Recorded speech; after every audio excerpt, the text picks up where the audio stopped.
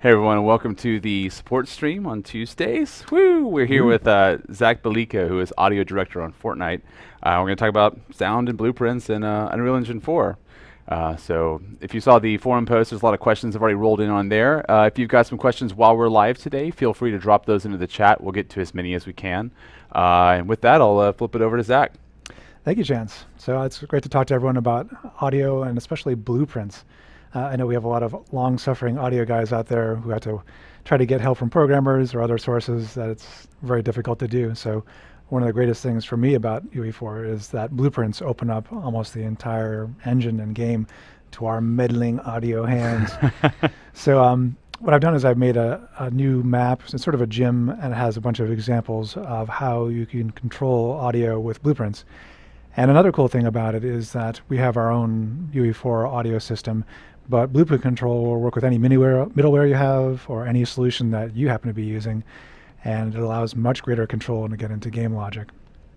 So what I was going to do is I was going to go over a few things, starting first with audio debug commands, which is a popular and a good one, and then going through various methodologies for triggering sounds, controlling sound parameters. I'm not sure if you guys know, we have a lot of cool improvements to sound cues where we can control parameters and switches from inside blueprints to inside of a sound cue, which is super useful and mimics more of the workflow from other middleware that's out there. So that makes our life easier.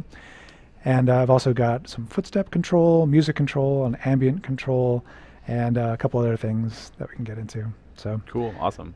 I look forward to it. I don't know much about this side of the world, so I'm going to learn a lot today, I suppose. yeah, no, audio is a rarefied world, and it's good to kind of get everyone hip to what how it works and all the ins and outs of it, and how it can really support every part of the game. And it's much easier to do than it used to be. So first, I'll drive around our gym a little bit. A lot of these aren't hooked up yet, but it's sort of an outline of what I'm going to talk about. But I'll just spawn in here real quick. So one thing I was going to do is pop open this little help thing. So there's currently a list of audio debug commands in the standard audio map, but I wanted to expand it a bit. There's the standard ones, which are like stat sound waves, which will show you every sound source that's playing. Stat sound cues, which is my favorite, which is every sound cue that's playing. There's stat sounds debug, which will show you everything, plus it will show you debug information on sound cues that have debug turned on. So it'll show you the name of the sound playing and a radius of the sound playing if you have that turned on in a sound cue. But there's a few more ones that weren't in the standard list. Stat reverb, which is cool, and I'll show you what reverbs are currently active. Stat sound mixes, which is incredibly useful given the new sound mix system, given that you can layer many sound mixes on top. I haven't really reached the top limit yet. On Fortnite, I've got a pretty complicated setup of at least, gosh, I think there are 50 sound classes and about at least 20, 25 passive sound mixes, which I'll get into later, but it shows everything there. And there are a couple of other useful ones, log audio verbose and log audio very verbose. These are two really cool ways to find out what your sound usage is in game. Right now we don't have the best overall debug commands for audio to see what is played and how long and what's happening with it with audio. So these commands will cause the log file that UE4 generates on a playthrough. It'll log all audio activity, and the very verbose will log everything, like when an audio component is triggered, how loud it is for how long. These will be large log files. These will be like a couple gigs of log files for maybe an hour playthrough. But what's cool about that is you can do a statistical analysis on the output and then see what sounds are playing, the most. Like what I found out was there were 2 or 3 sounds that were in the top 10 sounds played that you could not hear. I was like, what are those sounds? And it turned out someone had hooked up a debug sound someplace in an effect and turned it to like 0.1 volume. And so, maybe 1/10 of all sounds being played weren't being heard. So it's like, oh, look, there it is. So I just turned those off. I thought that was pretty cool. But yeah, so those are very useful debug commands. I don't know if you all know, you can trigger any one of these console commands from a blueprint. Actually, let me see if I can find this. I don't have it hooked up to anything in particular yet, but let me bring our blueprint window over here. So from any logic, you can trigger a function called execute console command, and give it anything you like. You can type in any word here, or you can set up variables that can control these. So you've got stat sound mixes, that kind of thing. I use this all the time in test maps. So I have an array of console commands that I can hook up to various inputs, or I can even trigger them manually. So that's kind of a pretty useful thing. So going back to my demo room, I was going to go through some of the questions that folks had about hooking up blueprints. And a very common one that I've run into myself also is, how would you make a weapon sound that has a loop but also a tail on it and have it not be choppy? One of the current issues with the Unreal Audio engine that we're working on fixing with our next iteration of it, but is you can't have seamless connections between sounds. So if you had a looping sound and you wanted to, say for a machine gun in this case, you wanted to have a loop segment, that's the main body of it, and then when you stopped firing, you wanted to play a tail sound. In the old days, you would just play the loop sound, and then you would stop that sound and play another sound, and you would hear a gap, which is no good for audio guys. So what I did was set up a blueprint that has actually two audio components, one for the body of the machine gun loop sound, and another audio component that has the tail. And what I do is, actually, here, I think I've got this here. It's pretty simple, but I've got a main fire loop here, and I've got it set to an AK-47 fire loop sound, which I made a sound cue out of. The sound cue itself just has a simple looping switch turned on the wave player. That escalated quickly. We were just talking, and now you're already breaking out the AK. It's cool. I got, every day I had to use the AK. It was a good day. But and actually, this is sourced from the nice Free Firearm library. I don't know if you guys have seen that on the net, but a little bit of massage. It makes some pretty good sounds.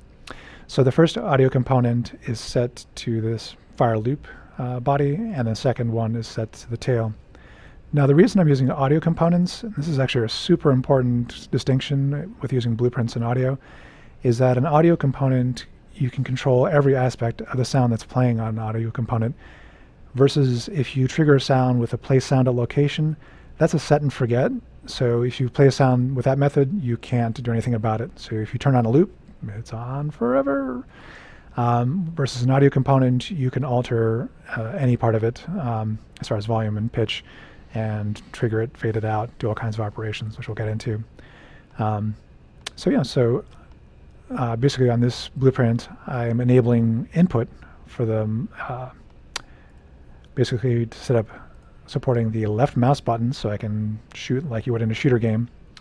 And what it does is it plays the body loop sound for the machine gun, the AK, and I've got it referencing the audio component, the main fire loop. And then when I release the mouse button, which means I want to stop firing, it's fading in the tail sound over a short duration, so it's 1/10 of a second, and it's fading out my loop over 0.2 seconds. So this creates a crossfade. There's different lengths there, but it makes a nice kind of crossfade. Let's try it out. Ooh, let me move this out of the way. So that's me just squeezing off some rounds. So I use this for beam weapons, machine gun loops, really anything that needs loop control with a nice transition after you're done. Hop out of that one. The next thing I'd like to get into is controlling audio values. So let's get into this blueprint. Actually, let me throw an instance of it into the world. Find it in the content browser. I'll just drop it in there. Got a little mesh that I made so you can see it. And let's take a look at the function of this. So this one I've got some debug commands. I've got numbers 1 through 5 that do different things to a sound. And I basically got a simple test tone, which is a saw wave. It's also hooked up to a parameter for continuous modulation. I'll get into that in a bit. But there have been many questions about, okay, so I've got a sound. How do I control it? So the very simplest way is if you have an audio component is you can set the pitch multiplier and volume multiplier on an audio component. This is an instantaneous change. So here I'm changing the pitch to 2 and back to 1 when I unpress it. And so I've got, actually I need to When I press it, I'll go start it out. 1. I'll try that in a bit. The second method, which is a cool way to control not instantaneous but a timeline of changes, is with a timeline. I don't know if you guys are hip to the new timeline stuff. If you right-click in any actor class blueprint, you can add a timeline. So I'll add a new one here just to show what it's like. You can say, my new timeline. I'll put this over here. What I've done on this one, or actually I'll build it myself. Well, let's do it from scratch. Let's do it live. Okay. Oh God. There we go. Okay, so a timeline, if I double click on it, it's blank, but this is basically a way to set either a float or a vector or even other events and colors over time. So I'd like a float to control the pitch of a sound. So I'll hit F for a new flow track, and there it's generated a new timeline. Default at 0 seconds and going to the right, and the length is default of 5 seconds. I'll make this 2 seconds, just for use. You can see the end of it's over there. You can zoom height and width with these controls. And I'll call this, because I want to control pitch, I'll call it pitch float. And let's say I like it to start at 0.5. So I'm going to use a shortcut here, Shift and click, makes a keyframe. And this isn't a good descriptor of it. You can see the values and times. The left value is time, and the right value is amplitude or amount. So at value 0 time, I'm going to start out at 0.5, which will be 0.5 pitch, which will be half pitch. And then at the end of 2 seconds, let's make another keyframe here, shift click. Time wasn't quite 2 seconds, so I'll make it 2 seconds exactly, and I'll make my value 2 seconds. Cool. Now we've got something that will go from 0.5 to 2 or 2 seconds. It's a linear interpolation between these 2 points. What's cool is you can change those curves. So we can click on any one of these points. And if you right-click on a point and turn on auto, we'll get some auto curve controls. Yeah, timeline is one of those really powerful tools that not a whole lot of people use that, for, well, all kinds of things. I like that you can even set the actual scrub, position across the timeline as well, manually with a float outside of that. It's just a really powerful tool. Yeah, you can create all kinds of recursive controls. And what I do is, you'll see I use not the play from start, but the play and reverse commands that are pretty cool from shifting back and forth in real time. So as you can see, I added these auto controls. It created a gentle kind of logarithmic slope. You can make it harsher or gentler, depending on what you want to do, which is really useful for audio. So I'll just make a logarithmic curve like that. I'll go back to the event graph. Okay, we've got that one, mighty timeline. I'll double check that's the one, yeah. And we'll replace this one. And so when I press the 2 key, I'm going to want to play this timeline. It's going to start at 0.5 and go up to over 2 seconds. It's going to update the output in real time based on my pitch float. So I'm going to hook up my pitch float to the new pitch multiplier, and it's got my target of my audio component. Now when I release the 2 key, I wanted to stop wherever it was playing, and I want it to go back down again so I can reverse. So this will create an interactive up and down movement on that timeline. Another method for changing sounds is, there's only one of these, but adjust volume. It's kind of interesting. It's got both a duration, which is a simple linear fade. So in this case, it's 1 second, and it'll adjust to a target volume. So that's kind of an interesting, if you want to do it relatively simply without a timeline. You can also, these operations all up here are on the entire sound cue. You can also adjust parameters inside of a sound cue. Now you can kind of see in here I've got a parameter called pitch that I'm setting on the sound cue that belongs to my audio component. So let's go see that real quick. Get this guy out of the way. And I want to go find it. bring this on back. So this continuous modulator node in my sound cue, I've named it pitch. I've given it a default of 1.0, and I'm assigning the and you can also scale the min and max input. These are like clamps, if you're familiar with those. You can set what a minimum and maximum value coming in and going out of it will be. I kind of leave those usually at 0 to 1 because I'm usually doing the math for this in the blueprint, but you can do math here. And then the parameter mode is direct, so I usually take a direct value from the blueprint itself. And I've also got it set up where I've got the original tone plus a modulated tone mixing together. You're going to get a detuning effect. So back over here. And then lastly, the big one. So this is the lag generator kind of stuff. So I don't know if you guys are familiar with modular synths, but in some modular synths you can get what's called a lag generator. And what this will do is you can take a value that jumps from 0 to 1 and define how it interpolates between those two volumes. And so you can create attack speeds, you can add exponent values to those. So we can do the same thing in blueprints. So when a value transitions from 0 to 1, you can get different curves at different speeds, which sounds quite pleasing as opposed to just a linear like and go. Let's try playing around with these, and I will kind of go through them as we do. Oop. No, I got that there.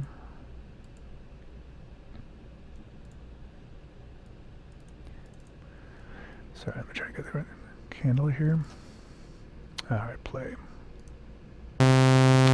Okay, so here's my test sound tone, a little bit louder, but if I hit 1, let me go back to my debugging here. Let's watch. Oops. Yeah, it's supposed to be like that. So like, yeah, it's supposed to be annoying. You're supposed to hate it. You're supposed to hate it. Although, actually, hang on a second. I've just killed Shelly there.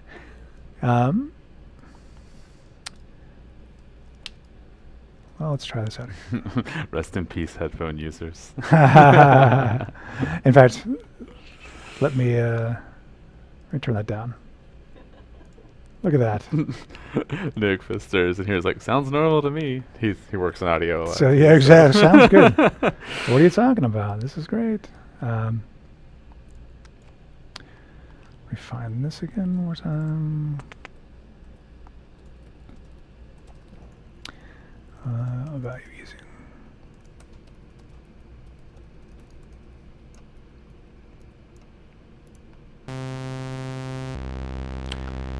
Okay. So now it seems to be behaving itself. Let's go over here again. So number 2 is kind of an interesting one where we've got. I guess I have to be in. Hang on a second. Let me reshape this window here.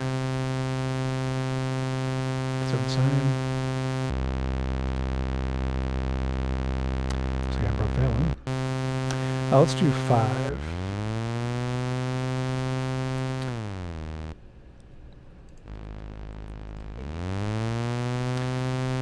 This one to me is the most interesting, but so what we're doing is I'm setting up a debug setup here where it's toggling between the value of 1 and 0 every 3 seconds. Down here I've got a tick going on, which is counting every frame and updating a value. And I've got my debug value, which is alternating between 0 and 1. I'm storing off a current value, which this interp is trying to get between as it moves between 0 and 1. And then I've got an interp speed. And this result is being fed into this ease in and out, and I'm giving it an exponent value. Oh yeah, I think this will work. So I put in some, let's try this out. I think it's plus, yep. Changing my exponent to 4. Let's listen to that. And I'll put it down to 1 again. So slow exponent on 1, and it'll go back and forth. We set the super fast to 6.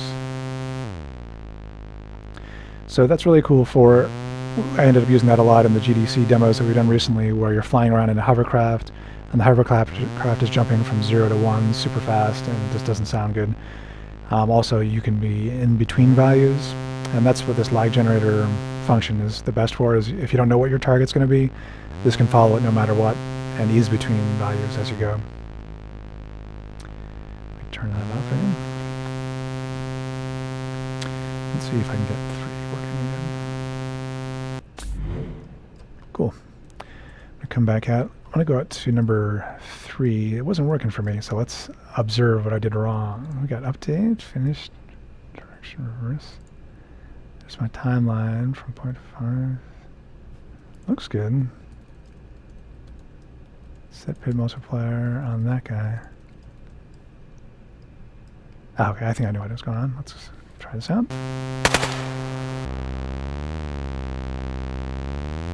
You have to hold down 2. So I'm going between 0.5 and 2.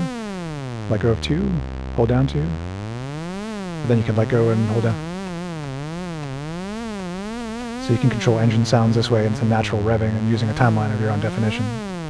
So it's rolling up, rolling back down. Rolling up, rolling down. Yeah, nice. Yep. Let's see, and I think number 3, the adjust volume. Yeah, it's just kind of triggering over 2 seconds in and out. You can also adjust the fire rate of your AK. That's right. Kablam! And then 4 is setting the parameter inside the sound cue. Let's see. Yep. So that's not actually affecting the audio, the overall sound cue itself, just the parameter pitch inside that sound cue. Cool. And then 1, I guess I didn't bother with 1, but that's a pretty simple one, just on and off. One of the cool things that we'd like to do is we're going to make a new sample level here. It's called Audio Blueprints, and all of these blueprints will be available for it. I'll do a better job of hooking things up to little buttons there, so I'm kind of just ad hoc dragging stuff in. But you'll be able to look at all these methods, see what works best for you, see if you want to go complicated or not too complicated. Having these as templates is useful even for us, because a lot of times we'll see a blueprint and go in and say, oh, look, the effects guys did something that's tied to this float, and we can get access to different values. So this is a great way to piggyback on what other folks are doing, especially art, and say, okay, I see the speed of this or the value of that, and change audio pretty drastically. Oop, here's my audio. Change it pretty drastically based on what's happening visually. Sorry, let me get my headpiece. My Secret Service is popping out. Cool. Let me do away with the ye old sine wave. I think the next one I was going to do, and I think this is already set up, is my Footstep engine. So I got some requests on how do you set up footsteps. So the ideal way is to get an animation for a character, set up footstep notify blueprints, so get it into an animation, set up a notify that's also a blueprint that can trigger sounds from that notify position in the animation, and then you can hook into either material system or any other kind of triggering system. But what do you do if you don't have a character? And this is actually pretty common for a lot of our demos too, is you spawn in and you're moving around and you're sort of like a ghost. So what I did was set up a blueprint that will play footsteps based on movement speed, and also set up a debug set of zones. So let me move this out of the way. I can try and show you. I've got some stone, some wood, some grass. You like my audio guy art? Oh yes, that's where they pay me the big bucks. It's actually graphics. Kind of better than my programmer art. So, and let me show you the setup for this. It'd be interesting actually to show you the setup for the zones, material zones setup. So basically what I've got, zooming out here, is I've got, yay, my setup. I've got one large collision box set up over the entire area, so I know if you're in or out of the interesting space. And I've got sub boxes that also have collision turned on, and they're all components set up for each of these areas, so I know where you are. And what I do is on collision, I send various messages to custom events that I have in various blueprints. And one thing to note is communicating between blueprints is pretty easy, but you need to remember to have them talk to each other, and this is something that took me a while to figure out. So what I have going on in here is when this blueprint runs, which is all the time because it's in the level, I have to get out and cast to the blueprints I'm interested in talking to. So these are different steps for, I'm going to talk to my player step engine. Down here I'm talking to ambience. I've got another one I'm hooking up to music. And you have to do this funny thing where you get all actors of class. It makes an array that you'd use a for each loop to step through the array, which hopefully should just be one. And then you set a blueprint variable to what it finds, which should be the blueprint variable is what you set to your target blueprint. It sounds a little confusing, but what it does basically is make sure the blueprint that you're talking to exists in the level, which I can see as a prudent thing. If you want to communicate, you got to make sure you're there. And that's how I make sure that the events are available to trigger when I overlap each area. So here's when I overlap and end overlap the rocks portion. And you can see it's triggering an event I have set up inside of this blueprint here, step engine BP. One of the cool things is if you have a custom events set up inside of blueprints, you can drag off of a tab here, and let's see, what did I call them, area. You can see the available custom events if you've named them sensibly, and you can trigger them. And if I go over to the step engine, blueprint, you can see my events, area 1 triggered, area 2. So these are my custom events. So these are, when it receives a trigger, it'll execute this pin. Okay, so that's how the overall setup is. And then to control footsteps. So the first thing I'm going to do is, since there's no animation to drive anything, I'm going to create a fake step loop. So what I'm doing first is, actually I'm setting up some parameters, and actually I'll show you this in a second, but basically I'm registering a parameter in my footstep sound with a parameter name, ground type. And I'll show you this in a second. And then here's my fake loop where I just play the audio component, and then I wait, with a walk trigger delay. What did I set that to? I set that to, it scales later. Right now it's set to 0, but it can be set in the script later, which I'll show you. And I also have a tricky thing, which is a branch, which is I'm measuring your velocity down below. I'll show you in a second. But if you're not moving, I set this to true, and then it doesn't trigger the play sound. So basically, if you're not moving, it won't play. If you start to move, it'll start to play.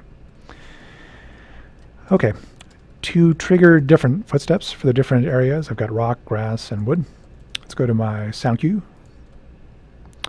and let me get to it. And let's edit, and we'll get big. Okay, so this will be familiar to anyone who uses Wise or other middleware, and us too, is I've got a switch node set up that I've named ground type, so that's my parameter name, and I've got different groups. I've got default, rock steps, wood steps, grass steps, and I've also got a run Foley layer all hooked up to this. There's 2 different switches in here, and I'll show you. So a switch, basically it has a default setting and then an array starting at 0, 0, 1, 2, 3, 4, 1, 2, 3 in this case. And so I know from this setup that 0 is my default, 1 is hooked up to rock, 2 is wood, 3 is grass. So that's my array index that I can call later, which I'll show you.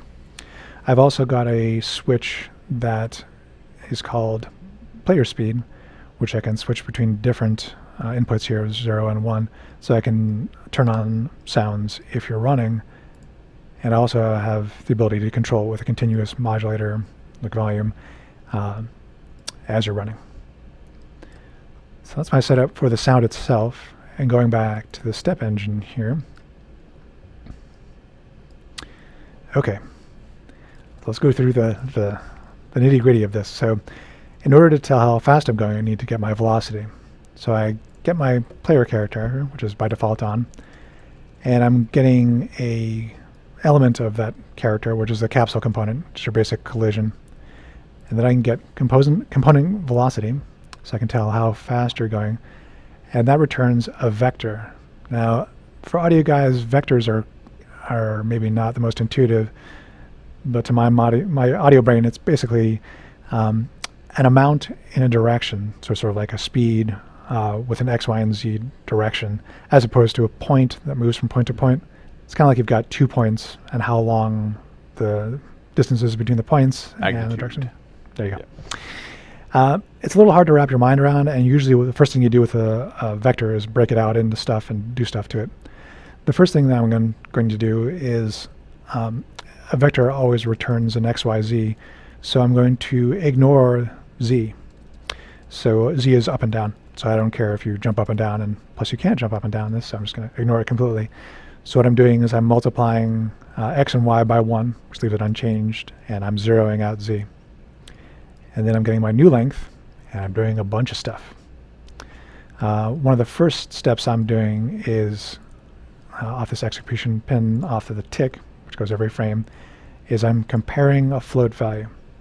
So this vector length will give me basically a number that represents my speed. And I know from trying stuff out in the demo that basically your speed can go from 0 to about 700 for walking and 700 to 2000 as you run. So I know that if your velocity is less than 10, you're not walking. You might be walking a little bit, but you're not walking. So this is where I turn on that Boolean switch, player is not moving. I set that to true, and then up above, like I showed you, no more steps will play. But if it's greater than 10, we'll go on and do stuff. And then the next thing we're going to do is, remember the lag function stuff I was talking about? I'm taking your vector length, and I'm mapping it between 0 and 2000, just in case.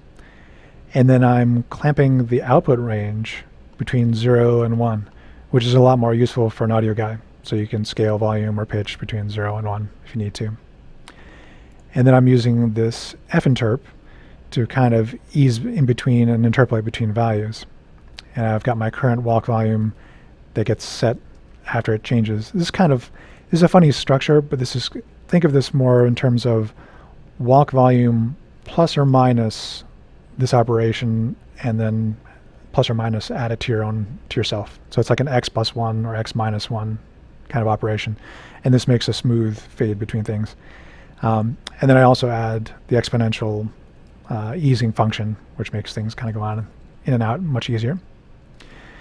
So after that is set, I take that value and I can set the volume multiplier. And I'm once again clamping this. Technically I don't need to. The ins and outs are 0 and 1, but just for safety, I can go between 0 and 1. And this sets the overall volume of the audio component. So if you're not moving, walking volume will be 0, and as you walk faster and faster, it will get louder and louder. Also, I can reuse that length to affect the delay between footsteps. So as you I'm remapping the values here, so that as you go between 0 and 1, I'm saying your minimum delay time will be 0.5, and your maximum will be 0.3, which is sort of opposite LAN world, but I want to go from 0.5 down to 0.3 at the maximum. So you can do cool things like that. I want you to get faster as you get bigger. And that's setting the walk retrigger delay. Let's see, what else am I doing here? I've got some debug stuff that we can turn on velocity in a print string. Is that true? Yeah, we can turn that on. So we can watch the velocity as we walk around. Up here, I'm doing some more stuff. So after I set the delay there, going up here, and now I'm comparing the float again. And this is where I'm comparing your speed walking versus running. So hey, is my velocity, is it less than 700, or is it equal or greater? So if it's less than, I know you're walking. If it's greater than, I know you're running. Then I can reset some of my footstep variables here, just to use up top. It's just a handy place to put it. But the main thing this is doing is turning on and off my running fully. So I've got that parameter player speed, as you remember back from the sound cue. I can set that to array input 1 if you're running, and 0 if you're not. And so input 1 was set up to a fully jangling sound, and 0 was set up to nothing. Whew. Okay, so that's the overall view of it. Let me show you it working. Try to get this. Okay, all right.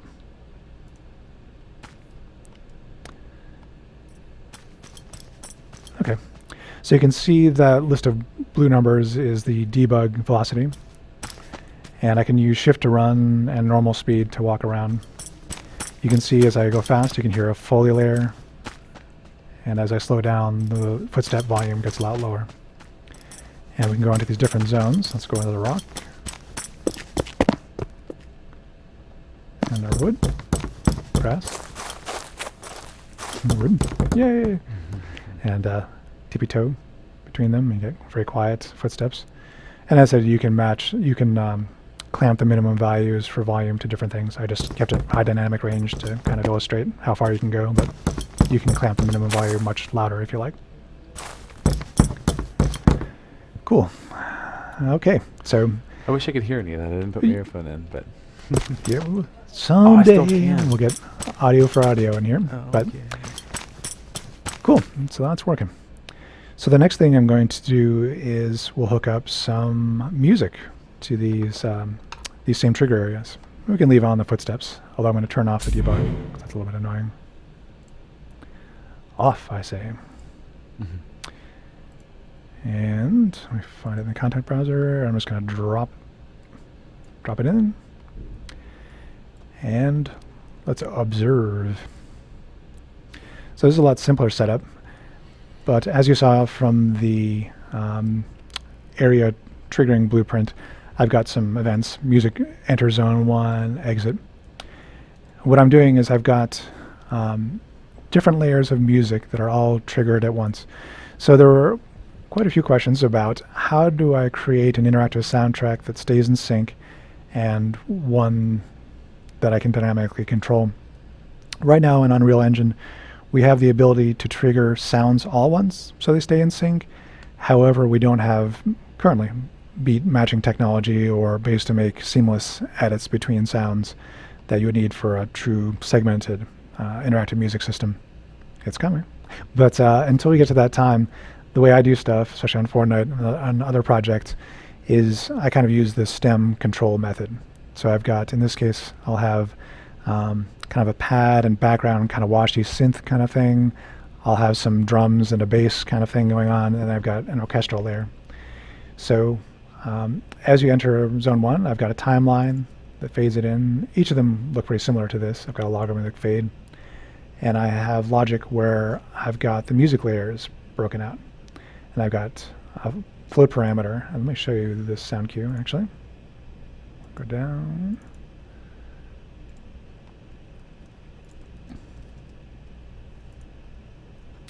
So I've got continuous modulators on the 3 layers. Actually, we can preview this. I've got, let's see, layer A. I don't know if you guys know about this play node preview. It's pretty useful just to solo what you have selected. And I've got a drum layer. And I've got an orchestral thingamajig. Low French horns. And I have each layer hooked up to a different volume parameter. You can see I don't have the pitch set because I'm not going to use pitch, but here's music layer A, B, and C.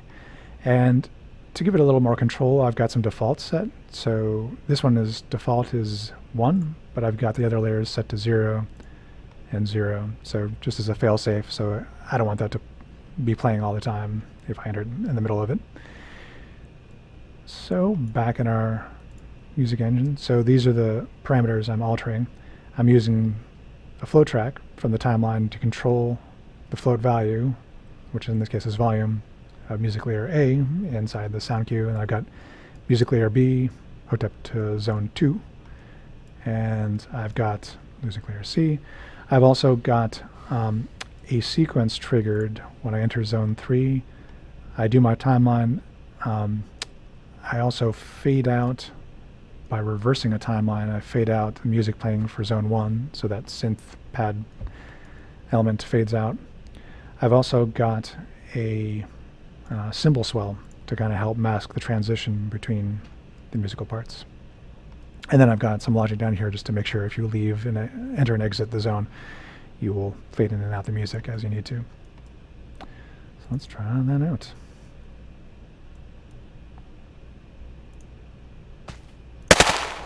Still got my gun hooked up too. Okay, there's my synth layer. I'll go over to zone 2. Got both. Got a little drums and bass going. Go over to 3. It's like it's celebrating you for your progression. You've done it. And that's the idea. You can make something that evolves as you go through levels or different Like, I'm inspired.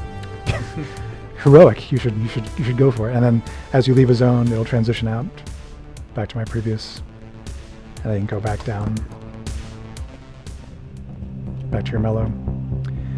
So really, you can create any logic that you can think of to control these different layers and have different transitions, different rules. It's pretty easy to set up. It's just a question of how you want to turn things on and off. And as I said, because this sound cue is one sound cue and we triggered all the sounds together, it'll stay in sync indefinitely. So it's just kind of going in the background.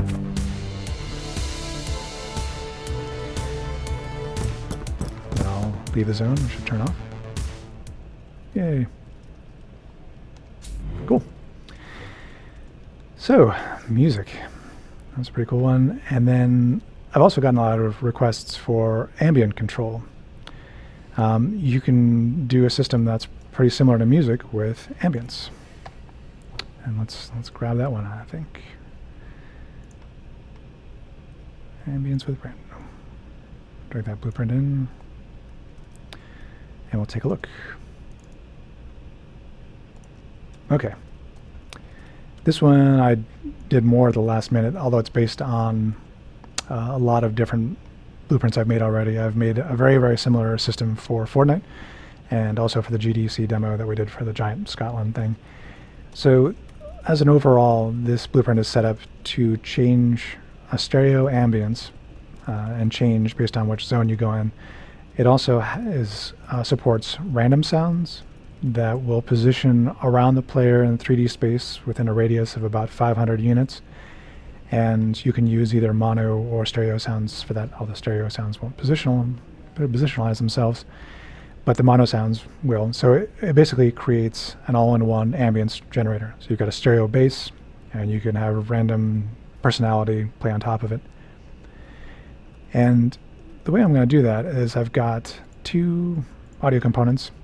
They're set to nothing. I will define them later and set sounds with a set of logic.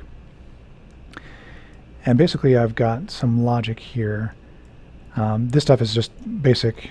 Are you inside or outside?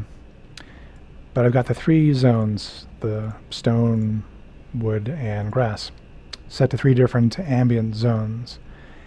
And I'm basically setting up an index called ambient index.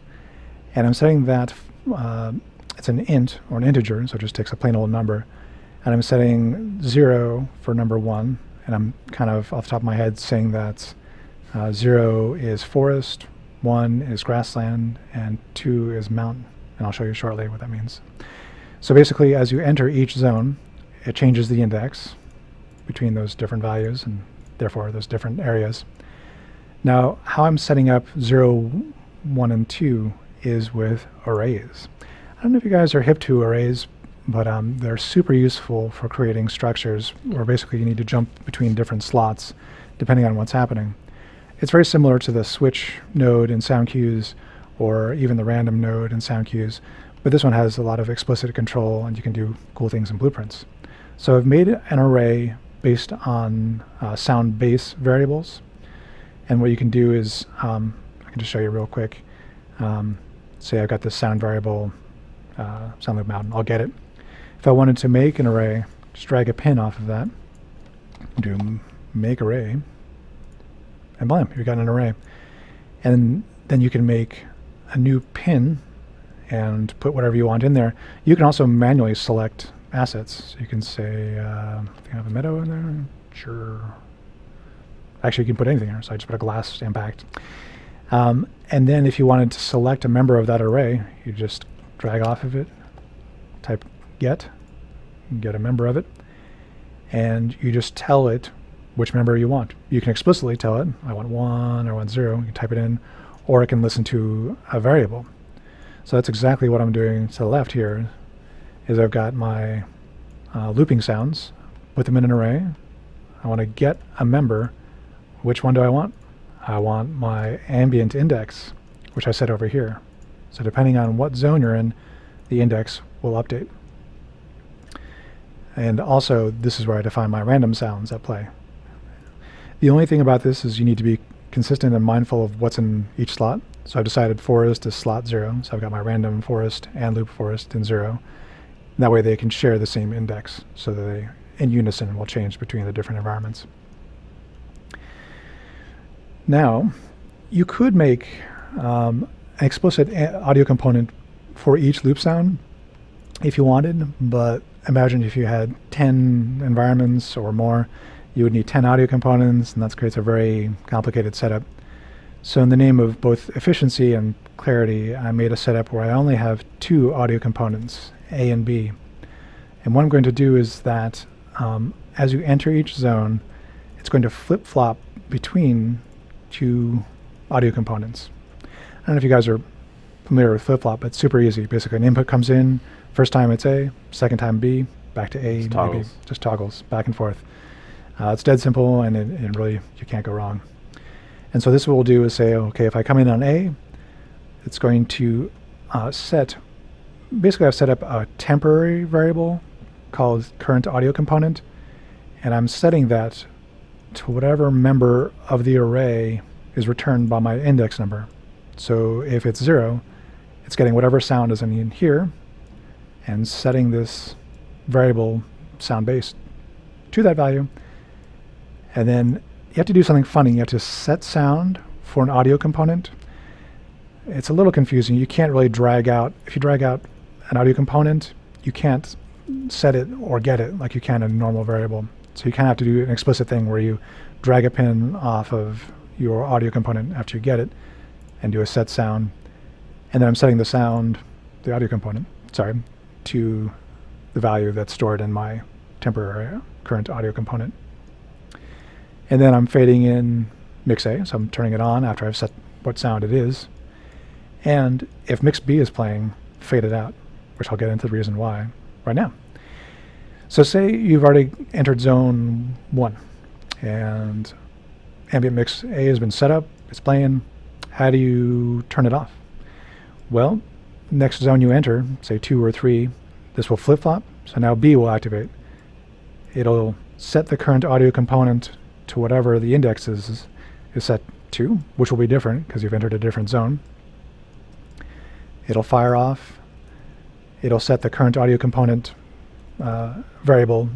Again, it's a temp one, so it'll set to the current value returned by the index. And then it will set audio component ambient mix B, the other one, to the new sound. And then it will fade in B, which is the new sound, and fade out A. So it basically creates a continuous transition device going between A and B forever.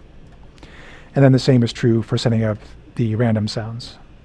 And each time I get the index number and then to see what associated variable is hooked up to it, and I set the current random sound variable to that, and then I trigger it here.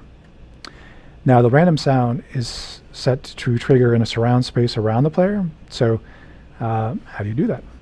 So what we can do is I've got a nifty little function here where we get the player pawn, which is you, wherever you're running around, get your current location, which is also a vector, and then you can break out the vector and do some tricks to it.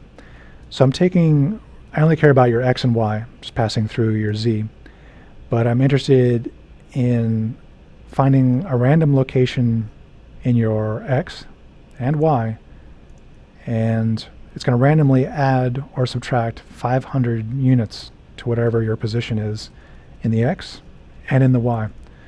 So that kind of creates a circle around you that's about 500 units from your origin. And it'll pick a spot and play a sound from location in that. To get the location, I take all the results of this and make it back into a vector, and I pass it out from the function back out again. And you can make copies of this. It's pretty cool. You can kind of reuse it or have it be independent. You can even copy it and paste between blueprints. It's pretty handy. And as you can see, I've taken the vector and given it the location. And I've got some debug stuff. If you're not inside the box that the overall triggering is in, I turn off your random sounds. And then I've got a minimum and max delay for your retriggering of random sounds. Phew, okay, got that one. Actually, even can compile this guy. I think, yeah, I dragged it in there. Let's take a look.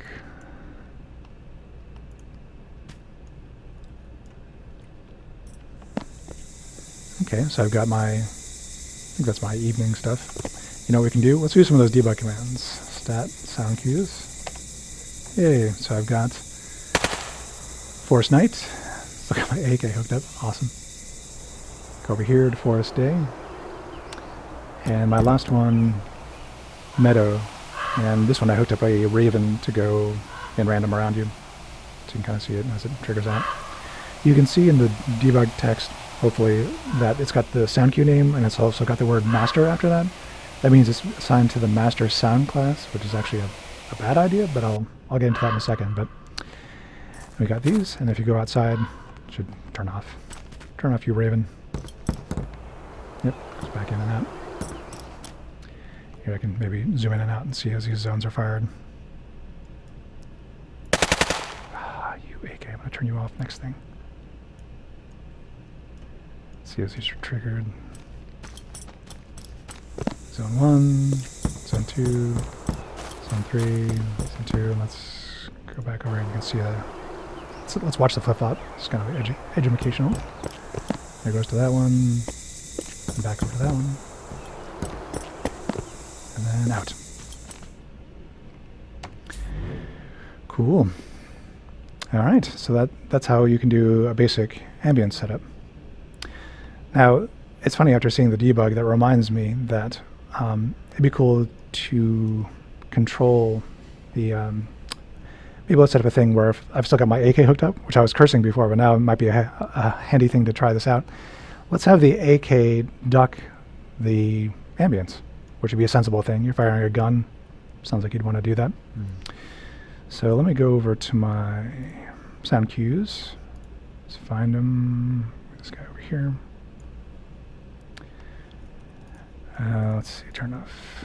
Just turn on only sound cues. Alright, so what do I have? I have Meadow Day.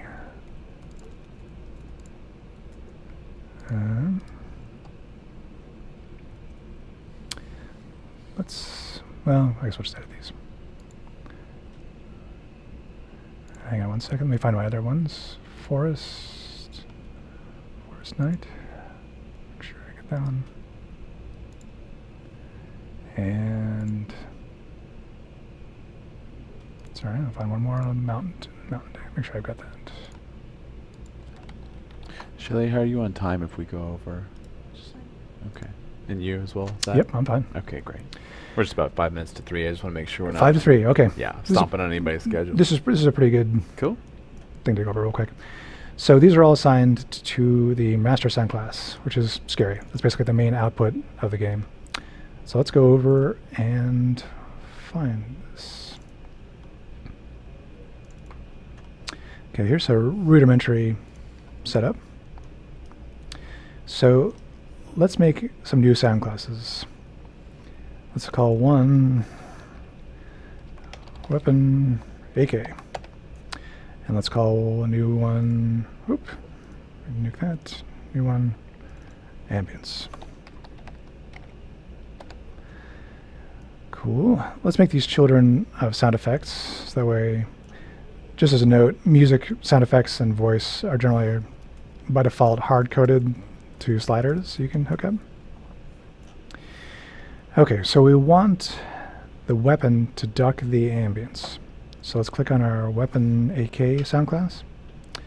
We've got our properties here, which is our volume, pitch, stereo bleed, which means how much it bleeds to the rear speakers if you've got a surround setup. LFE bleed, which defaults to 0.5. That's pretty high. I usually like to turn that down, like 0.2. Voice center channel bleeds, radio filter stuff if you need it. Apply effects, which is I usually turn on. That allows reverb on the sound. Oh, and AQ. I guess there's another reverb one here too. And we're going to add what's called a passive sound mix, or passive sound mix modifier to this sound class. So let's add it. And I don't think we have any of these yet, so let me make one. Let's do a new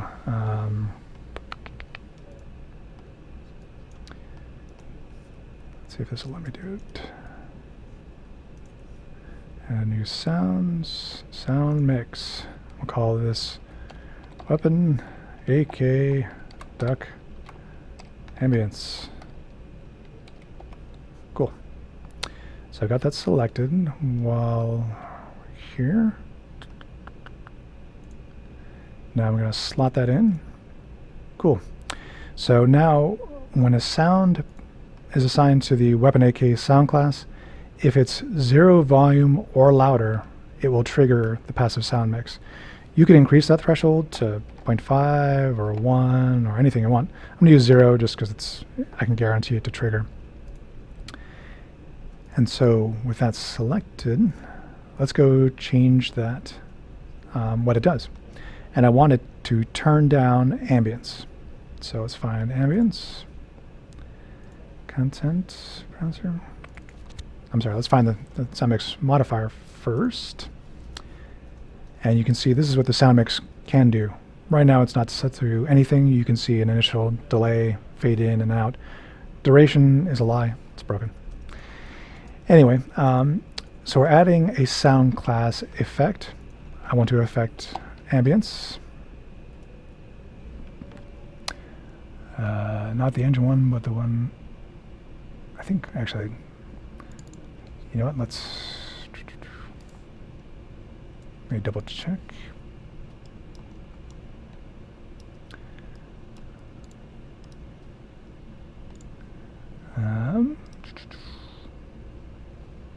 Okay, I think this should, actually not make a discrete one called nature ambience. As long as I didn't set things. There's 2 ambiences, and I don't want to confuse myself. Oh, come on, mouse. There we go. Okay, so I'm going to have the sound mix modifier modify nature ambience. And I'm going to adjust the volume to 0.2. And pretty fast. 0.1. And we'll fade it out over 1 second. Sure, why not? Okay. That looks good. Now all we need to do is assign the sound cues we're using to these different sounds. So these different sound classes, I should say. So let me go over here. Actually, you know what? I'm going to try to optimize this window a little bit. Let's go back and forth. So on my main fire loop, find that, edit, set sound class to was it weapon AK. I also want the tail, so tail, edit that, and I want, okay, cool, got those 2. Actually, well, let's say those will just live dangerously. And then I'm going to need to set my ambient sounds. And there's a way to do this more elegantly, but I'm just going to do it by hand here because I know this is going to work. I'm setting all my nature loops to this nature ambience.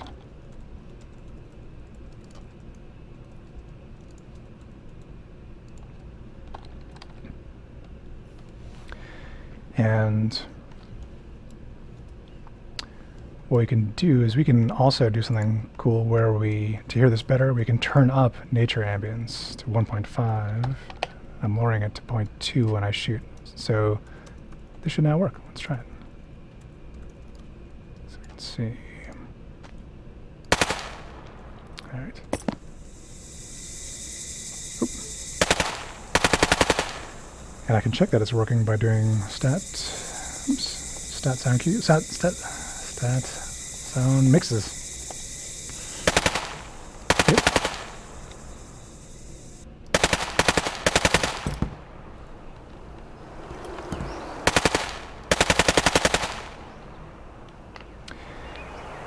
So that's kind of a, it's working. It's I have it set up on Fortnite to only be triggered by the loops themselves, so that the envelope is a lot smoother and kind of concealed by the fade in.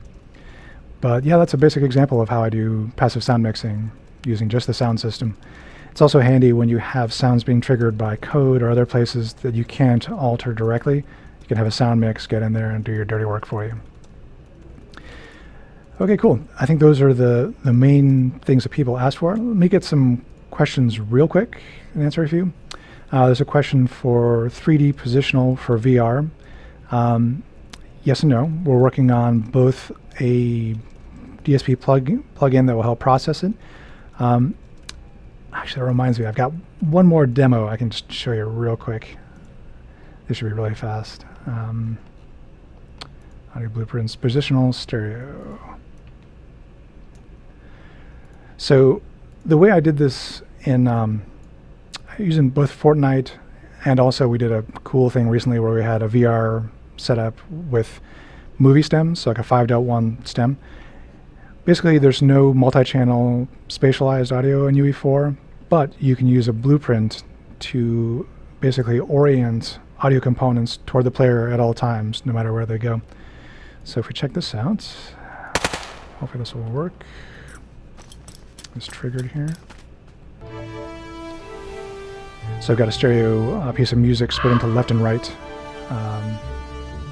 elements, and this is, you can see I've got meshes attached to the audio components, so you can see this is orienting towards you at all times. So it sounds like my Raven is triggering too. Yay. Oh, you know what's triggering it is this guy is colliding with it. I have my collision set to anybody, not just me.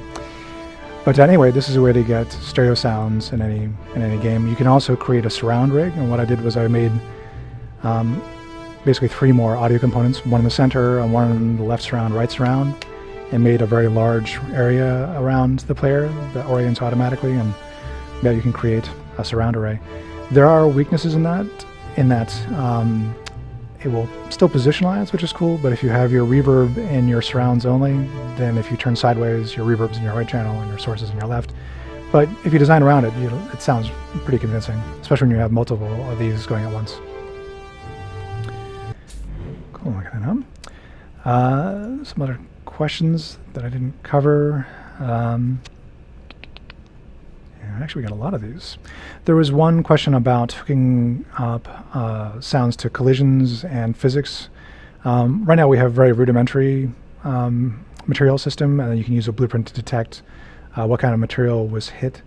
It still needs some work. We're working on it. We're also working on a solution for a true physics audio hookup. So we have things like impact velocity, scraping, rolling, that kind of thing.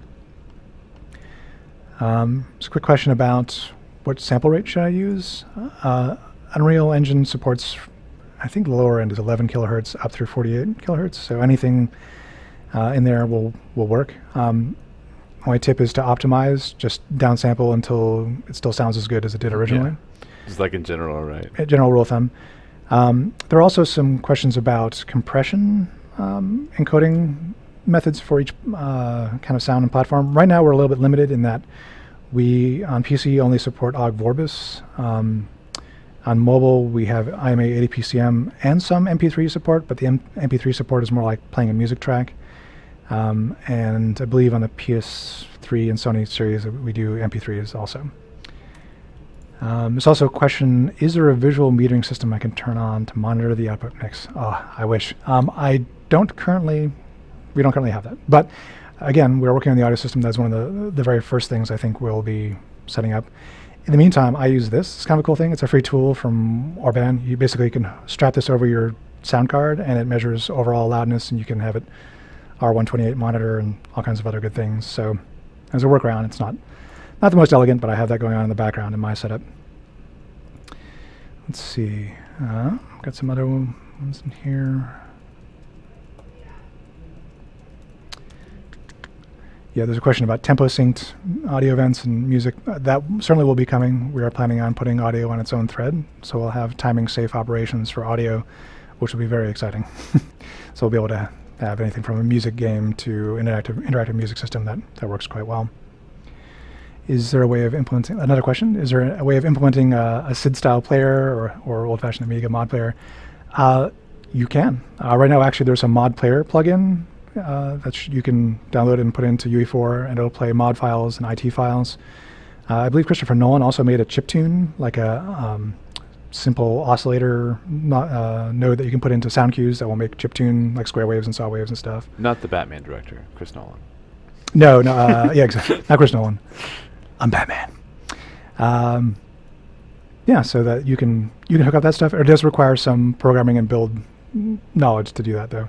We hope to have it eventually where you can just get plugins without, you don't have to run Visual Studio to compile the engine to get plugins of this nature. We hope to be able just to slot and play. Okay, let's look for some live questions. Okay, can specific notes be generated and played procedurally, like reading tabs? You could create, there's a couple ways to do it off the top of my head. You could make arrays of notes and trigger them back. So you'd have a note, like a note scale from 1 to 12. You could do that and trigger them in order.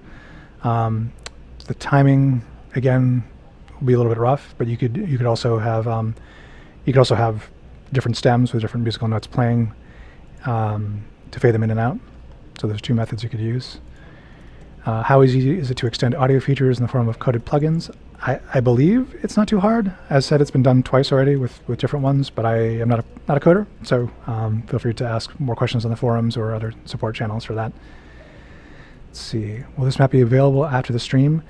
Very soon after the stream. I need to kind of hook up all the things you saw to buttons and make it easier to trigger. Right now it's just me throwing blueprints in. And what are your plans to release it, just so we can point people in that direction? Soon. I'm actually, that's actually a question back at you. I'm not sure what the release schedule is, Okay. but whenever the next numbered release is, I would hope this would be in Awesome. Great. it. How would I go about syncing up to sound effects is another question. I've been exploring something like procedural music. Trying them to get them to play in sync.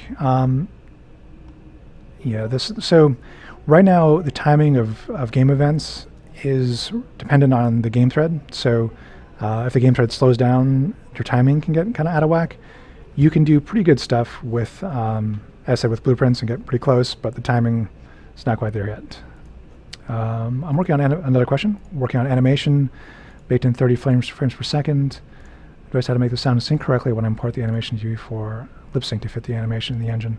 So one of the things I do is that if the animation is at 30 FPS, just set your anim notify to play a sound at the very start of the anim, and that should take care of it for lip sync. That's how we've done all of our games, and it works pretty well. Upgrade.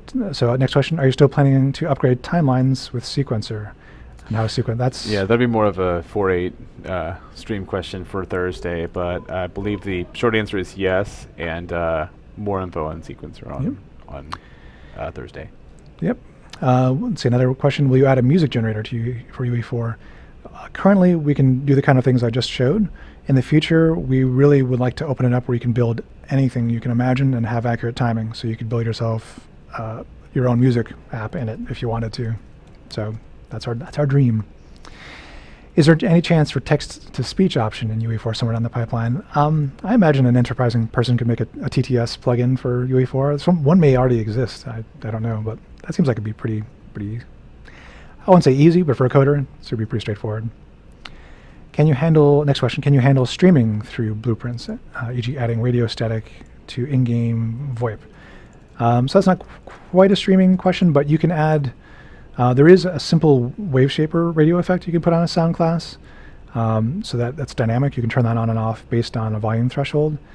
And as far as streaming, there is a streaming switch you can turn on sound waves. It's not there by default, but it's an experimental editor option. You can turn that on in the audio options, and it will stream those assets. And as far as real-time DSP, like on VoIP, as I said, we only really have this. VoIP is now handled as into a sound class, which is cool. So you can turn on that wave shaper effect. In the future, we'll be able to do DSP effects and things like that to it, but not currently. Next question: the new audio system is a ways out. Do you have a plan to make a mixing, mastering, more visual level monitors and such? Absolutely. We definitely want both level and frequency analyzers, spatial analyzers, you name it. But it's always off.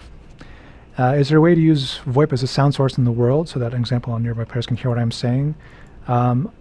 Yes, and I think we're working on, right now VoIP, I believe as it comes in, isn't spatialized, but I believe we're pretty close to putting in a spatialization option so that it can attach to a player pawn, so that you're talking on VoIP and it's coming from you. So that should be in shortly, and that's something I want for Fortnite. So we're there shortly. Another question: how far out there for binaural audio? Again, with the new audio system, we should be able to do some HRTF stuff for VR, and VR is definitely, there's some important considerations for VR, like when you go into that land, is that spatialization that normally sounds fine on a TV becomes very pinpoint and actually uncanny in VR. So we need to have both some HRTF, but also like panning width and other solutions for filling the space more accurately. Also, really an accurate reflection system. Your brain wants to hear reflections in a context of where it is in a VR space. And right now we just have a pretty simple algorithmic reverb, but if we had true reflections coming in, that would really help with that. Okay, another one. Let's see. UE4 will support true audio and a sound. Those, you could probably make plugins of those potentially. Again, I would ask a programmer. Is it possible to start a second audio loop and have it sync with another audio loop that is already playing? I would say no. You might get lucky, but as I said, the only way to guarantee sync is to start everything at once and bring things in and out. Another question: is it heavy to have each footstep notify trace for a ground material before playing a sound? No, I don't think so. And I believe our material system either does that currently or did that in all of our games, just to kind of do a quick trace check that I think was perpendicular to the, straight down from the foot. So I think that should be not too heavy. It's handled in the physical material, right? I believe so, and I believe it's just the trace. I think it normally is. I know the material systems change a bit from UE3 to UE4, and that's like the last frontier I kind of need to bang on. We'll do next session, try to hook that up. Next one, how can we muffle sounds that are behind geometry? Yes, occlusion. We currently don't support active occlusion. You could use traces to affect sounds. As I said, sound cues now have parameter control and continuous modulation. So if you wanted to add that, you could add a trace to your blueprint, and say you were shooting a gun, you could get a trace out of the gun to the blueprint. I'm curious to see about with like the EQS system, the environment query system. I don't know if you've seen much on that. It's more of an AI thing, but it's for AI controllers to know what's like around them in the space. Wonder if that could be used in some way. Anyway, I'm just thinking now. Something like that, like the EQS or something where it's basically a network of spaces, and to know who can see what and what's accessible from where and what can reflect. We'll be doing something like that. We really need it, but currently we don't have it. But as I said, we were very, very interested in that, especially for things like UT and other things that really need it. Next question: with all of the layers running, music layers, different sound effects, is a limiter built inside UE4 for safety max volumes to avoid distortions? No, but there's a reason for that. Is that there used to be a safety on. It used to be, and we didn't know this, and it was setting code someplace and was driving us nuts. There was a safety of 1.0 of your float or volume. So you could set something to 2.0. Nothing would happen. Well, it would play at full volume, no matter what. So it wouldn't attenuate. So basically, the full math chain would just normalize that to 1. So we've removed your safeties, so you can make things louder if you want to. I believe the max it'll accept and do anything different is a 10.0 multiplier, but it will clip. At 4.0 volume, you will start to clip. And the reason we don't have a hard safety anymore also is because each platform is different. So like the PS4 actually has different headroom than the Xbox One and PC and things like that. But we've taken the kid gloves off. You can go drive and break it and make something loud. And it's a good warning if you are clipping that, yeah, you need to bring it on down. Let's see. Any other questions here? Let's see. Oh, yes. Okay. Another question, potential for VST support. Yes, but in the future. But that is something we're very interested in, and also both getting a VST and also, I guess similar to, I think Wise has it, where you can have a version of each plugin like at runtime and also on your DAW. So we would love to have something like that. Is there a possibility of MIDI controller support? Yes. In fact, what I think we're going to do is actually leapfrog MIDI and go straight to OSC, and you can bridge OSC to MIDI if you need to. OSC's resolution and flexibility is profound, and you can control basically any float in the engine with OSC is how we see it working, which would be awesome.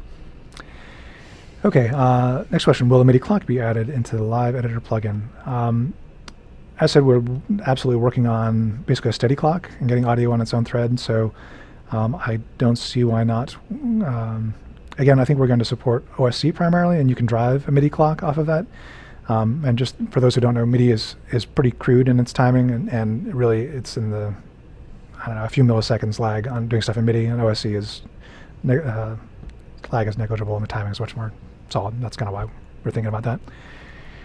Next question, will the sound visualization plugin be fixed? At the moment it doesn't let you package. It's a support question. I would love to see that fixed. Say that again? There's a, Market Audio made a cool sound visualization, yeah. Next question, possible support for IR-based reverb? Absolutely. Definitely want convolution IR reverbs supported in the engine. Would love to be able to feed even parameterized IR, it measures your space and gives you early reflections. Pretty cool. But again, with the new audio engine. Next question, when working with other engineers on a project, do you usually handle adding all audio necessary events, like doors or sounds, maybe reused a lot, or do you set the sound cues and necessary blueprints and the developers call them? As a general rule with development, I've found most people, unless they're extraordinary, usually just say, hey, this needs a sound pass, get in there and do it. And you can go in there and do it and find what you need to do. That has advantages in that you can kind of grok what is happening in a given blueprint, like say like a gun that has a giant beam that explodes, and you can see the different parts, and you can apply sounds exactly as you need them. Sometimes people will set up things very explicitly and say, hey, I need a sound here, and they'll even leave a little stub for you. But generally speaking, we are the commandos are coming after the fact and kind of go in there and straighten things out. So basically we usually are going in there and supporting stuff ourselves.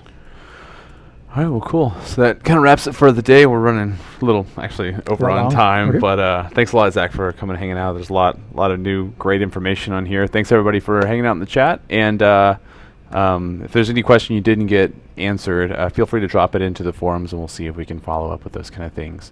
Don't forget, on Thursday, we've got Ray Davis and Mike Fricker on the stream to talk over 4.8 and when you can expect things like preview releases, what's actually going to be in it, and throw all of your questions that way. Mike will probably get to everybody as he normally does. So don't miss that. And with that, we will sign off. Thank you, Shelly. Thanks, Zach. Thank you all. Catch you soon.